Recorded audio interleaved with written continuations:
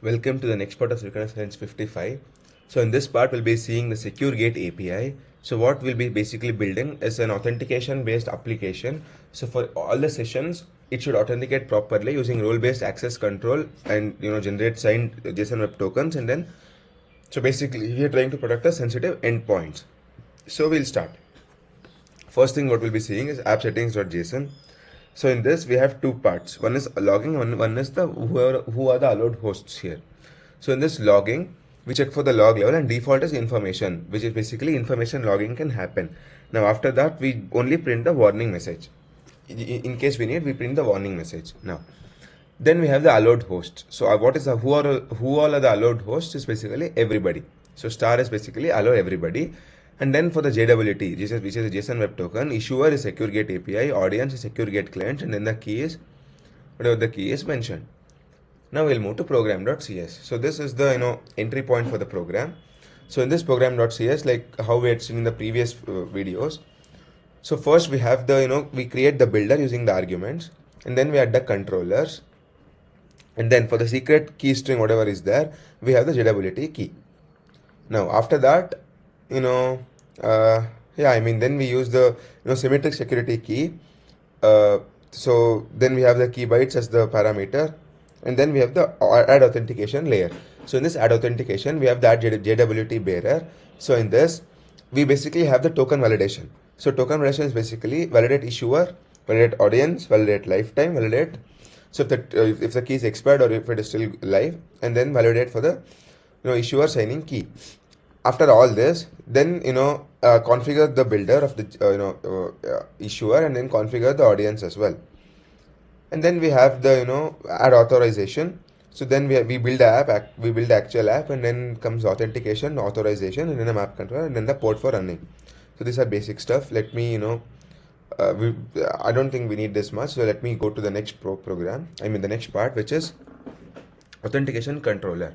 So here what happens is, here this is like the brain. So this is the authentication controller is the inherited class from the controller base. So here we have the auth configuration, I mean auth controller method. So in this we map the configuration. After that we have the login method. In that it takes the request from the user as the parameter, and then check if the state is valid. If it is valid, then we move. If it is not valid, then we say we throw out a bad request. Then after that, let's say the string role is initially empty. Whatever the role is there, it is initially empty. If the requested username is admin and the request password is what admin123, then the role is admin. If the request username is student and the password is student123, it is user. If not, then we say invalid credential. So only two people can access. One is admin, one is user. This is the role-based authentication. And after that, we have the claims. So we have two different claims. One is for the name and username. One more is for the role. Now after that, we have the JWT key, secret key, and then the I told like the symmetric key. After that, we check for the signing credentials. So then we construct the token. So how do we construct the token? Is basically issuer, then the audience. So directly take it from the JWT key. Then all the which is the claims mentioned. Then expires, which is date time, which is 15 minutes from now, and then the credentials. So after that, we serialize it. So basically, we convert from C# into JSON object, and then return OK with all the data. Then comes the classified controller. So this is again for classified controller. This is basically for get user data, get admin data. So what is happening here is, if the user is if the role is admin, then give him admin accessible items. If it is user, then give him only user accessible items. So here you can see, if the role is admin, then we give him welcome back, CodeChef Pro privileges are active, have unrestricted access to all the unreleased content problems as well, and then but the clearance level is pro admin. So this is for the admin. For the user, hello user, you have successfully passed the perimeter. Then comes the standard level clearance. This is pro admin level clearance. So this is what two types is the get user data, get admin data. So yeah, let me run the program. So yeah, now let me try to load admin, which is basically admin and admin password. Then I'll try to post it to the login request. So you can see login request is approved, role is admin, user is admin. Again, expiry time is there. Then I want admin data.